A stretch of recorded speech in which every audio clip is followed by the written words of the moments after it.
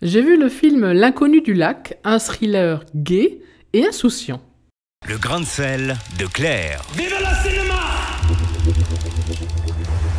Vous venez souvent ici, vous? Je vous ai jamais vu dans les parages. Vous êtes un habitué, vous? Oui. Mais cet été, c'est la première fois que je viens. Il n'est pas perdu silure? Celui de 10 mètres? De 5, ça suffira. C'est des conneries, tout ça. Autour d'un lac, entre bosquets et plages de gros galets blancs, des hommes nus s'aiment et se tuent.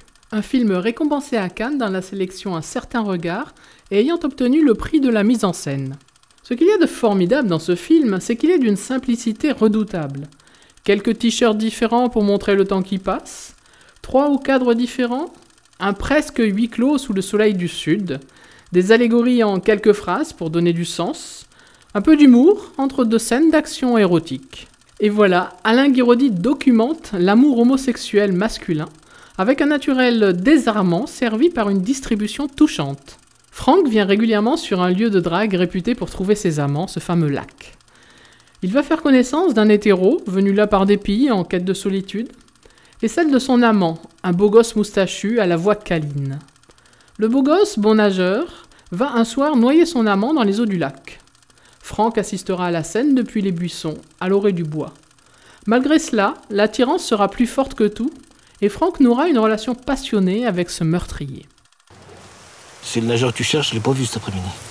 Il va venir. Fait chier, chaque fois qu'un mec me plaît, faut qu'il soit déjà avec quelqu'un. Ça a l'air sérieux leur histoire. L'autre, il le lâche pas. Il n'y a pas que lui non plus. Tout est dit ou presque. Le reste, ce sont des non-dits, et l'imagination du spectateur devra faire le reste entre les quelques lignes de dialogue et les attitudes de ce trio. Tout est filmé avec naturel et simplicité. Sauf que huis clos oblige, la redondance des cadrages identiques est lassante. Même si elle joue de la construction de ce film, les plans identiques sur le parking enrichissent le suspense autour des protagonistes et de ce jeu de pions pour savoir quels sont ceux à garder, ceux à éliminer. Mais les cadrages identiques en contre-plongée sur les hommes allongés face au lac, tantôt une personne, bientôt 2, parfois 3, est un gimmick un peu pauvré et lassant. Bonjour. T'as pas vu des femmes? Si tu veux mon avis, tu t'es trompé d'endroit, là. Ok, il est bronzé, il est musclé, il est bien foutu. Mais je te jure qu'il est bizarre.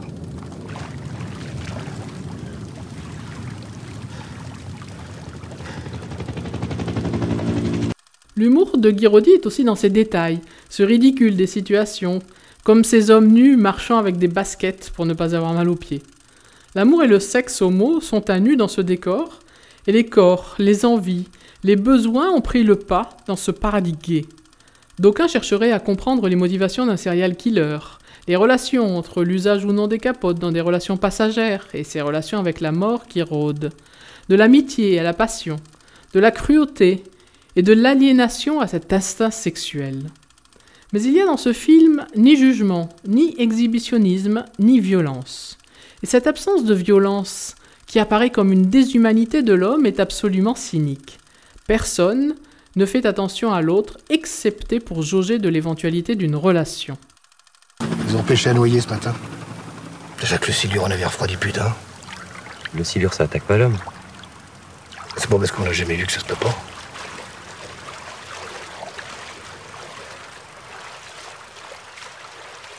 Vous pensez à un meurtre?